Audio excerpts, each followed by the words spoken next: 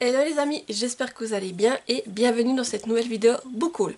Donc je sais, vous avez déjà eu un méga book haul il y a peu de temps et comme je ne voulais pas tout garder les livres que j'ai reçus entre temps entassés, je me suis dit que j'allais peut-être vous faire des book hauls un peu plus régulièrement mais qui seront plus petits au niveau de la taille. Et aussi je profite du fait que la fraîcheur soit revenue pour tourner pendant qu'il fait frais, en espérant qu'il n'y ait pas de nouvelle vague de chaleur qui arrive. Donc voilà, j'ai quelques livres à vous présenter. Et donc c'est parti, je vous présente tout cela. Comme d'habitude, je commence par les services presse. Et tout d'abord, j'ai reçu Alfred, un amour de chat, le premier tome, Le duel des cœurs de Dante et Forlini aux éditions Jungle. Je vous m'accorde ici car c'est un livre que j'ai reçu en numérique. Et je remercie encore la maison d'édition ainsi que NetGalley pour l'envoi de service presse. Ici, donc, on est sur une BD et disons qu'on va suivre Alfred qui est un jeune chaton qui vit dans la rue. Alfred va tomber sur deux jeunes filles, Marie et Violette, qui vont souhaiter l'adopter toutes les deux. Sauf que voilà, Alfred va devoir donc faire un choix entre ces deux foyers. Disons que d'un côté, nous avons Marie qui est dans un certain niveau de pauvreté, et de l'autre côté, Violette qui est très riche et qui peut offrir beaucoup de choses à Alfred. Donc voilà, on va suivre les aventures de ce petit chaton et découvrir les deux styles de vie que peuvent lui proposer chacune des fillettes. Donc voilà, c'est un livre que j'ai déjà lu. J'ai passé un bon moment de lecture, c'est vraiment une lecture jeunesse agréable et vous le reverrez passer dans mon point lecture du mois de juillet. J'avais demandé le nouveau frisson suisse, La dépouille glaciaire de Natacha Farquet aux éditions Ouzou Suisse. Je monte la couverture car effectivement il me faisait très envie quand j'ai vu déjà la couverture et le thème. Je me suis dit mais ça m'intéresse. Donc j'allais demander à la maison d'édition qui a accepté. Donc je les remercie encore pour leur confiance. Et donc voilà, j'adore les frissons suisses. Et celui-ci franchement avec à tout titre pareil, ça ne pouvait que m'intéresser. Donc je vous lis le résumé. Un corps momifié retrouvé sur le glacier de Moiri, libéré par la fonte des glaces. Sarah, une adolescente qui n'a pas froid aux yeux, a l'occasion d'accompagner son oncle policier sur les lieux de la macabre découverte. Mais avant que le médecin légiste ne procède à son identification, le corps disparaît. Sarah embarque aussitôt son cousin et une camarade de classe à sa recherche. Une enquête glaciale attend nos trois intrépides, déterminés à percer les secrets de la momie. Voilà, donc vraiment, je vous dis, déjà la couverture m'a attiré, le résumé ne fait qu'attiser ma curiosité. Et franchement, les frissons suisses, c'est toujours une bonne lecture. En plus là, il fait un peu plus de 120 pages. Il est illustré, c'est écrit grand et aéré. Franchement, que demander de plus? Regardez ces belles illustrations. Voilà. Alors autant vous dire qu'il fait partie de mes prochaines lectures. Il y a déjà le marque-page à l'intérieur pour que je puisse le commencer. Et j'ai vraiment hâte de le découvrir et de pouvoir vous en reparler car voilà, les frissons suisses, à chaque fois, je me régale et je passe un excellent moment. Et là, on va parler, je pense, d'Hélicoptère, le mystère avec cette fameuse momie qui est retrouvée dans la glace. Voilà, je suis vraiment curieuse de les découvrir. J'ai également reçu le premier tome de Princesse Sarah pour une mine de diamants d'Alouette, Moretti et Boccato aux éditions Soleil. Je vous mets la couverture ici et je remercie encore la maison d'édition pour l'envoi de ce service presse ainsi que NetGalley. Donc, je vous lis le résumé. Sarah, qui a toujours vécu aux Indes, est envoyée dans un pensionnat à Londres pour parfaire son éducation. Elle devient rapidement la star du pensionnat, d'autant que son père lui envoie des lettres surprenantes où il raconte ses investissements dans des mines de diamants. La directrice tente de gâter et flatter son élève, jusqu'au jour où deux avoués annoncent la mort du père de Sarah. Voilà, donc c'est une BD que j'avais envie de découvrir depuis un moment, et puis quand j'ai vu que justement la maison d'édition l'a proposé en service presse sur NetGalley, j'ai sauté dessus, surtout que, alors je sais pas si c'est lié, mais ça me fait penser au dessin animé que je regardais plus jeune qui s'appelait aussi Princesse Sarah. Alors je sais pas s'il y a des liens ou après je crois qu'on va s'éloigner quand même de l'histoire. Et c'est pour ça que je suis vraiment curieuse de la découvrir. Et là donc j'ai hâte de me lancer dans ce premier tome que vous verrez passer tout prochainement. J'ai aussi reçu La Tour des Dragons, l'élève, le tome 3 de Florian André en auto-édition. Donc pareil, je vous mets la couverture ici et je remercie encore l'auteur pour sa confiance et surtout de m'avoir permis de découvrir la suite de cette saga. Donc pour faire un bref résumé du premier tome, nous avons une brèche qui va s'ouvrir dans notre monde et qui arrive sur un univers parallèle, un univers qui nous ressemble, qui est, on va dire, bloqué à l'époque du Moyen-Âge et qui en plus de ce que nous avons, la magie. On va donc envoyer Robert, un jeune espion français, à l'académie La Tour des Dragons, justement pour qu'il apprenne la magie et qu'il puisse espionner ainsi ce qu'il se passe dans cet univers, dans le but par la suite de pouvoir venir enseigner la magie dans notre monde. Donc on va suivre notre jeune espion dans cette aventure et lors de sa première année à l'académie, la Tour des Dragons. Donc là dans ce tome 3, vous vous en doutez, là il y a quand même eu du chemin qui a été fait et là on s'apprête à découvrir la 3e et dernière année de formation de Robert à la Tour des Dragons. Donc voilà, je suis curieuse de voir comment les éléments vont s'enchaîner, surtout que dans le tome 2, on voyait qu'il y a certains éléments qui étaient déjà mis en place et des doutes qui commençaient à apparaître du côté de Robert. Donc voilà, je suis curieuse de voir ce que ce tome 3 va nous apporter. Et j'ai aussi reçu La Case des Sorcières de Lydia Ramos en auto-édition. Je vous montre la couverture qui est magnifique et je vous lis le résumé. Un roman feel good, il y a des rencontres, des rendez-vous. Lucie, Laura, Sandrine, Leslie, Julie et Chloé, âgées de 23 à 52 ans, ne se connaissent pas et décident de partir ensemble aux Saintes, aux Antilles, pour une semaine de vacances grâce au site Copines de Voyage. Ce qui devait être un simple séjour de détente entre nouvelles copines bascule dans une aventure mystérieuse et initiatique. Voilà, donc c'est une lecture, franchement je dois avouer que déjà la couverture m'a beaucoup attirée, mais également le résumé qui me fait envie et que j'ai hâte de découvrir ce roman. Donc je remercie encore l'autrice qui a eu la gentillesse de me l'envoyer et pour sa confiance également. Donc c'est une lecture qui est courte, elle fait un peu plus de 120 pages. Alors l'écriture est standard et c'est aéré, donc voilà, je suis curieuse de découvrir tout ça. Là, juste pour vous montrer. Et franchement je pense que je vais passer un bon moment de lecture étant donné que c'est noté feel good.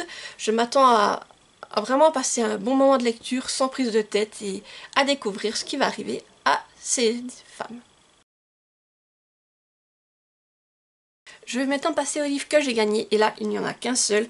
Donc il s'agit d'une éclatante malédiction d'Elisabeth Lim aux éditions Rajo. Alors pour la petite histoire, j'ai gagné ce livre lors d'un concours sur Booknode. Ah oui, un concours Instagram organisé par Booknode. Donc je les remercie encore pour avoir organisé ce concours et je remercie également la maison d'édition qui permettait de gagner ce lot. Et je vous avoue que comme le concours, ça faisait que j'ai un moment que j'avais participé, je m'étais dit que j'avais pas gagné et voilà, j'étais passée à autre chose. Et un jour, je reçois ce livre et je vois qu'il vient de la maison d'édition et je comprenais pas. Je me suis dit mais déjà comment est-ce qu'ils ont eu mon adresse et j'ai pas demandé ce livre, comment ça se fait qu'il arrive ici.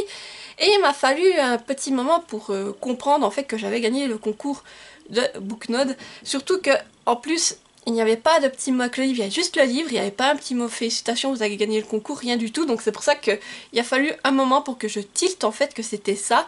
Et j'étais quand même contente hein, de recevoir un superbe objet livre comme ceci. Je sais pas si vous verrez mais il y a c'est tout des dorures en fait sur la couverture. Et vous avez un jaspage aussi qui est très beau.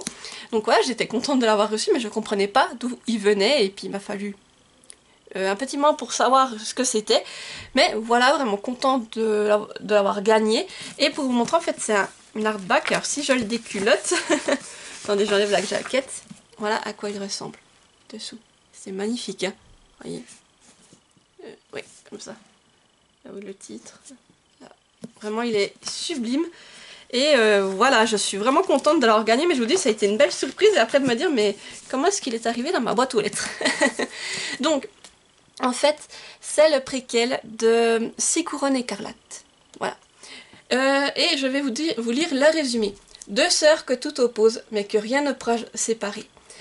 Shani n'est pas née monstre, mais lorsque son père a tenté de la sacrifier à Angma, la sorcière démon, elle est revenue changée. Son visage est à présent celui d'un serpent, et seule sa sœur, la lumineuse Vanna, ne voit pas en elle une créature effrayante. Malgré leur apparence diamétralement opposée, les deux sœurs s'aiment férocement. Seulement, Angma l'a promis aux 17 ans de Vanna, elle reviendra la chercher, et Shani est prête à tous les sacrifices pour l'en empêcher. Voilà, donc c'est vrai que c'est une saga qui m'intéressait, puis là d'avoir le préquel, je suis contente. Alors après, j'ai juste une question pour ceux qui ont lu la saga, si vous passez par ici. Est-ce que vous liriez, est-ce que c'est, à votre avis, il vaut mieux d'abord lire les 2 tomes de 6 couronnes écarlates et ensuite ce préquel, ou est-ce qu'on peut lire le préquel et ensuite 6 couronnes écarlates, il n'y a pas vraiment de différence? N'hésitez pas à me dire en commentaire, parce que c'est vrai que là j'ai le préquel, mais maintenant que je l'ai en papier, je me dis il faudrait que j'essaye de retrouver les 2 autres tomes de 6 couronnes écarlates, aussi en papier mais en collector avec les jaspages, pour avoir la collection si ça me plaît. Et j'aimerais savoir dans quel ordre ce serait mieux de les commencer pour que ce soit voilà, le mieux possible. Alors n'hésitez pas à me dire si selon vous c'est mieux commencer, si je peux commencer avec le préquel sans souci et ensuite enchaîner avec les 6 couronnes écarlates, ou est-ce que c'est mieux de lire 6 couronnes écarlates avant celui-ci. Voilà, j'attends vos avis dans les commentaires. Je vais maintenant vous présenter mes dernières trouvailles en boîte à livres. Donc tout d'abord, dans un côté plus jeunesse, dans le style spooky, j'ai trouvé le premier tome de Spooksville, La ville de la peur, de Christopher Pike aux éditions Pocket. Voilà, je vous montre la couverture. Et je me suis dit que c'était un livre qui m'a tout de suite attirée en fait, car déjà je me suis dit que c'était une bonne lecture pour Halloween, et ça m'a fait penser à Chair de poule, donc je me suis dit que ce serait une lecture voilà, parfaite pour période d'Halloween, surtout que ça doit se lire très vite, et je vous lis le résumé. Une ville qui mérite bien son nom. Lorsqu'il arrive à Springville, petite bourgade au bord de l'océan, Adam ignore que les enfants du coin surnomment l'endroit Spooksville, la ville de la peur. Ses nouveaux amis, Sally et Tic Tac, vont se charger de lui faire découvrir la face cachée du lieu. Au fond du cimetière existe un chemin secret qui mène à un univers peuplé d'araignées géantes, de morts vivants et d'une sorcière qui adore fabriquer des poupées avec de vrais yeux d'enfant. Voilà, donc oui, effectivement, c'est clair que le résumé a aussi de quoi m'attirer. C'est une lecture en plus qui fait environ 130 pages, qui est écrit assez grand et assez aéré, donc voilà. Je pense que ça va se lire très vite, un peu comme un Chair de poule. Et franchement, je suis curieuse de découvrir cette série. Et qui sait, peut-être que plus tard, je retrouverai les autres tomes en boîte à livres. Maintenant, j'ai plutôt passé dans de l'historique. Effectivement, j'ai trouvé plusieurs livres dans ce style. Donc tout d'abord, j'ai trouvé Les mariés de Mile Thorne, le premier tome, La gouvernante et le duc de Regina Scott aux éditions J'ai lu. Voilà, je vous montre la couverture qui est sublime. Et effectivement, je me dis que comme j'aime beaucoup le style historique, si je peux en trouver dans les boîtes à livres, pourquoi autant les prendre et puis faire les lire tout simplement. Donc, je vous lis le résumé.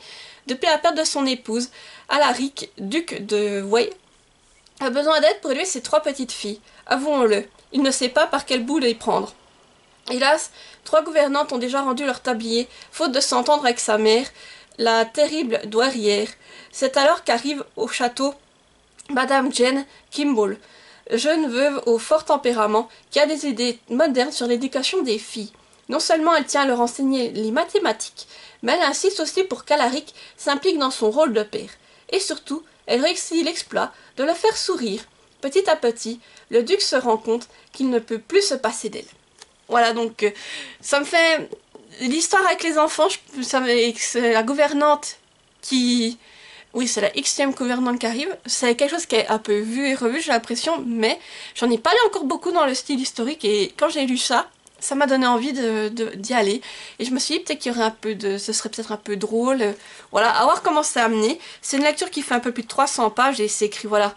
Le style d'écriture c'est standard, assez serré, mais si je suis prise dedans, je pense ça va se lire. Et comme je vous dis, j'ai envie de découvrir davantage de livres historiques. Donc voilà, comme je l'ai trouvé en boîte à livres, autant le prendre. J'ai aussi trouvé En livre en scandale de Marlène S. Desmond. C'est chez Harlequin dans la collection Victoria. Voilà, je vous montre la couverture que je trouve très belle. Et je vous lis le résumé. Londres, 1818. Le monde de Garam est bouleversé quand il croise Sarah Shelby lors d'un bal masqué. Tandis qu'ils dansent ensemble, leurs mains s'effleurent, son cœur s'emballe, et il se retrouve hypnotisé par ses grands yeux bleus. Ils sont sur le point de s'embrasser, mais Garam arrête tout. Ils doivent éviter le scandale, car envisager une relation amoureuse est impossible pour une simple et bonne raison.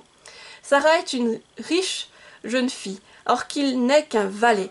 Pire, son destin est marqué par un terrible secret. Il est le bâtard d'un baron et d'une domestique. Quelle chance aurait-il avec l'héritière la plus convoitée de la saison? Donc là aussi, j'avoue que le résumé m'a pas mal intéressé, donc voilà, je l'ai pris. Il fait, pour celui-ci, il fait 200 pages. Par contre, il est écrit très petit et serré. Alors, à voir quand je le lirai si ça passe au niveau de l'écriture. Sinon, je vais me le procurer en numérique pour le lire plutôt sur ma liseuse. Ce sera plus agréable. Mais on verra le moment venu. Et une belle surprise que j'ai découverte en boîte à livres. Il s'agit d'Emma. Donc, c'est le roman graphique de Claudia Kuhn et Tara Spruit. Et c'est d'après l'œuvre de Jane Austen. Donc c'est aux éditions Jungle, voilà, donc je montre la couverture. Et franchement, je m'attendais pas à trouver ce récit dans une boîte à livres, surtout un roman graphique. Et je crois qu'il est sorti il n'y a pas si longtemps que ça, donc je me suis dit pourquoi pas, surtout que c'est de l'historique. Je ne connais pas du tout l'histoire d'Emma, je n'ai jamais lu de Jane Austen, donc ce sera l'occasion d'y remédier, même en passant par l'adaptation graphique. Et je l'ai feuilleté, il est magnifique, il est en très bon état, donc voilà, à peine je l'ai vu, je me suis dit, bah toi, tu vas repartir avec moi. Et je vous lis le résumé. Dans le petit bourg de Highbury, la riche et belle Emma mène une vie des plus agréables aux côtés d'un père aimant. Son quotidien se veut si peu contrariant qu'elle ne en changerait pour rien au monde, et s'est promis de ne jamais se marier. Pourtant, elle joue volontiers les entremetteuses auprès de son entourage et l'encourage à convoler. Et elle possède une vision bien personnelle de ce que signifie un couple assorti. En quête d'un époux pour la jolie Harriet, il n'est pas impossible qu'Emma doive elle aussi faire face aux imprévus de l'amour. Voilà, donc aussi une histoire qui m'intéresse beaucoup et alors je l'ai feuilleté comme je vous dis et j'aime beaucoup le style de dessin, juste pour vous montrer. Voilà, regardez, c'est vraiment très beau. Et franchement, j'ai hâte de le découvrir, surtout que comme je vous dis, je ne pensais pas tomber sur la version graphique et ça me permettra de découvrir un classique pour le coup. Je suis également tombée sur Les Doigts Coupés d'Anne-Laure Cyr, j'espère que je prononce juste, sinon je m'en excuse, aux éditions Point. Voilà, je vous montre la couverture. Et celui-ci, alors déjà la couverture m'a attirée et quand j'ai lu le résumé, je me suis dit mais mon Dieu, il faut que je lise ce livre. Donc je vous lis le résumé. Quand la paléontologue Adrienne Célarier révèle une sépulture vieille de 35 000 ans, n'est-elle pas en train de mettre à jour aussi la première scène de crime? Quel fut le destin d'Olly, cette femme venue du fond des âges? Qu'a-t-elle voulu nous raconter de son impuissance et de sa douleur en plaçant l'empreinte de sa main mutilée au centre d'une fresque? Alors que la chasse lui est interdite, Olly est porté par un désir intense de liberté. De sa plume hilarante et acérée comme la lance de sa chasseuse, Anne-Laure Cyr nous entraîne au cœur de la préhistoire sur les traces de nos origines. Voilà, donc un récit qui met en avant aussi la préhistoire, c'est ça que j'ai trouvé très intéressant. Et franchement j'ai hâte de voir comment c'est amené. En plus c'est une petite lecture, il fait un peu plus de 200 pages, c'est écrit, voilà, l'écriture est standard mais c'est quand même aéré. Donc je me dis que ça va se lire vite et franchement je suis curieuse de découvrir ce récit. J'ai également trouvé des livres de Danielle Steele. Le premier c'est Une autre vie, donc de Danielle Steele aux éditions France Loisirs. Voilà, je vous montre la couverture et je vous lis le résumé.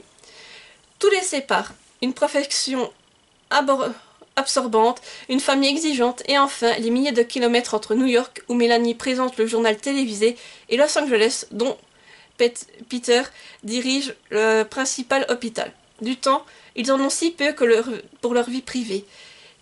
Peter, spécialiste international de la greffe du cœur, est à la disposition de ses opérés. Dans le cadre de son propre travail, Mélanie est obligée de vivre au jour le jour, sans faire de projet. Dérober quelques heures à de telles contraintes représente un tour de force. Or pourront-ils se satisfaire de cet amour à la sauvette, entrecoupé de longs mois d'absence au cours desquels le téléphone demeure leur seul lien? La jeune femme prend le risque de tout sacrifier à Peter, mais quel déchirement!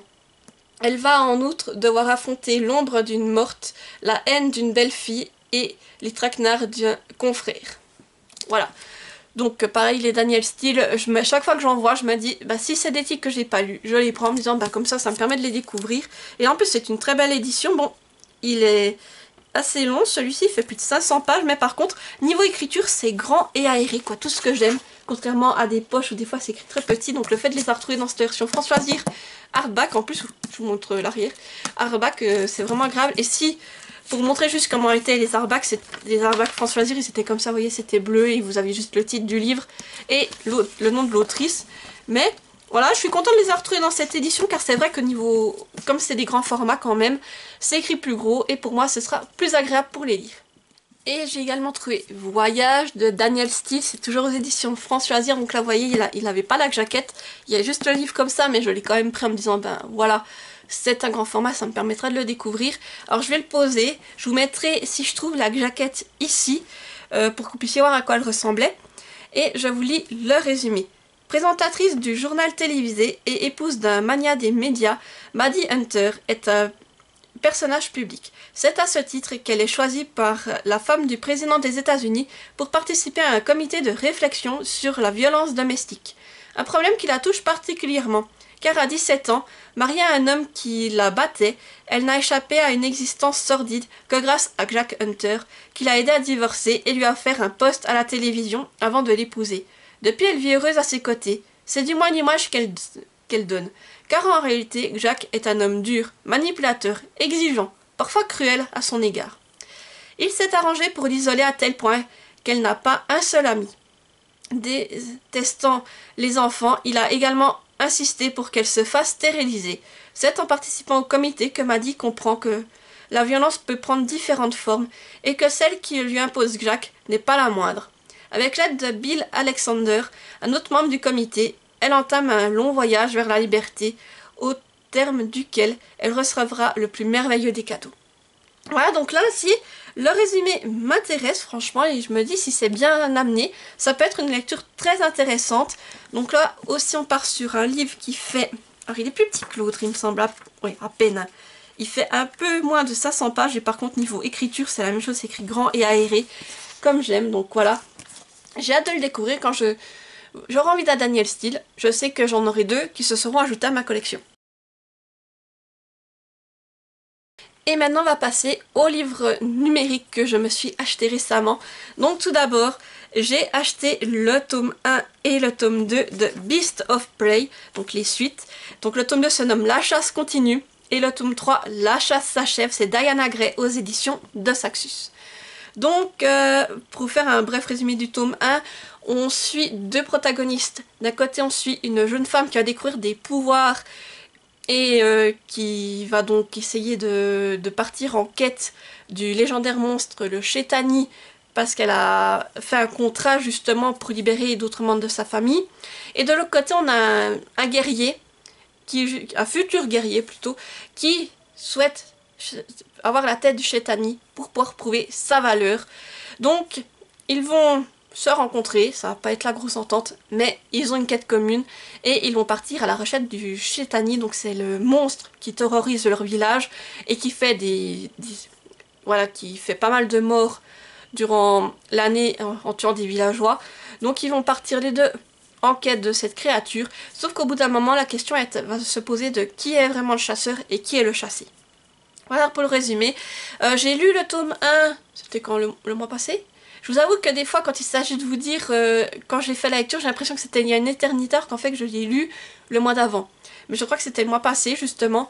J'ai apprécié ma lecture et vu comment ça se termine, je suis curieuse de découvrir la suite, mais j'ai décidé de me la prendre en numérique, car, justement, j'ai quand même eu...